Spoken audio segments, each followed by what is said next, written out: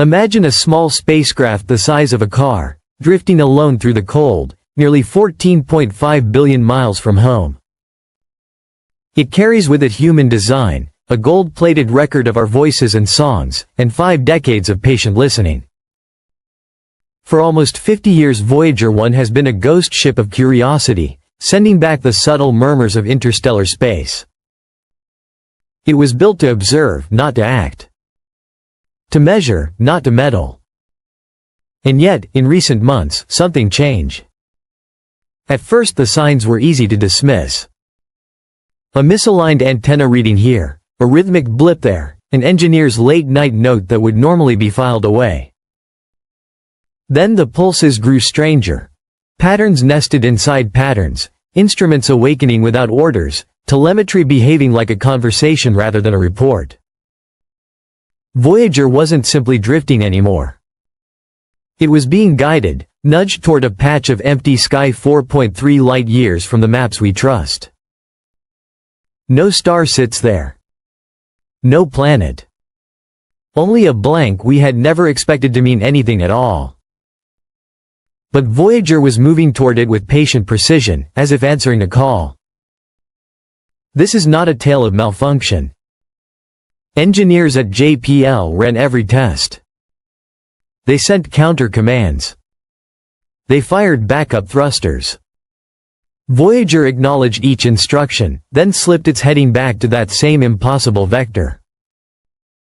The deviation began as a few kilometers, then hundreds, then thousands. The probe's temperature traces began a steady cycle. Every 4.8 hours it warmed, then cooled, like a mechanical breath. Systems that should have degraded only became more efficient, rerouting power as if the probe itself had been optimized by an outside hand. Voyager does not have artificial intelligence. Yet somehow it began to anticipate commands, to react before ground control could transmit them.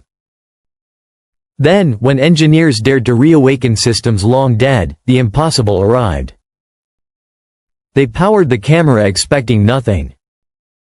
Instead, Voyager sent back a spiral, mathematically perfect, concentric, dense with layered information.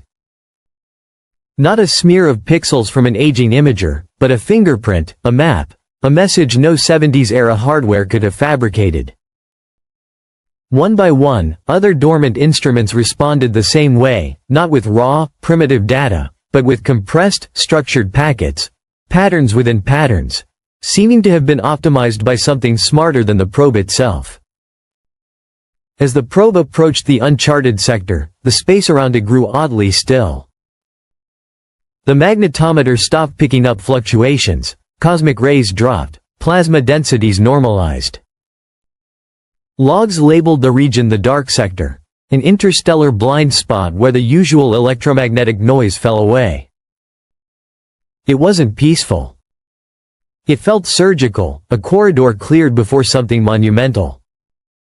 Yet within that silence came the most human of signals, organized pulses, spatially layered, precise. Something there was not reflecting light, not glowing, not heating. It was communicating. Then Voyager did what no one imagined it could. A massive packet of raw binary arrived through the low-gain antenna, thousands of lines at once. At first it looked like corruption, cosmic rays, perhaps. But AI decoders found embedded fractal symmetries, base motifs, repeating sequences that echoed the double helix. There were codon-like structures with no protein output, sequences that resembled organic chains but interrupted by deliberate mutations. It was not DNA in the biological sense, but a kind of meta-DNA, biology repurposed as language. Whoever, or whatever, had encoded that message understood life's architecture, or at least knew how to use our language of life to get our attention. Shortly afterward, Voyager's gyroscopes began to spin in time, not randomly but matching Morse-like rhythms. When converted to audio, those patterns formed harmonic tones with cadences that mimicked human speech. No words, no phonemes, but the rise and fall of intent. Surprise, inquiry, even something like curiosity.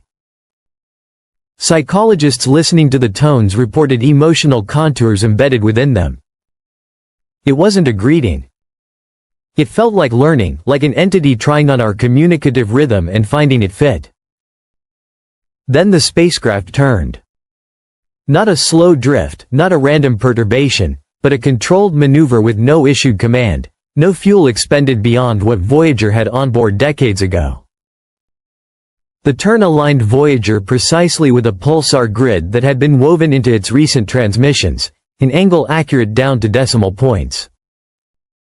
It was heading toward a corridor in space that our maps had not shown, toward a transit point that might be a fold or a tear, a place where geometry itself could behave differently.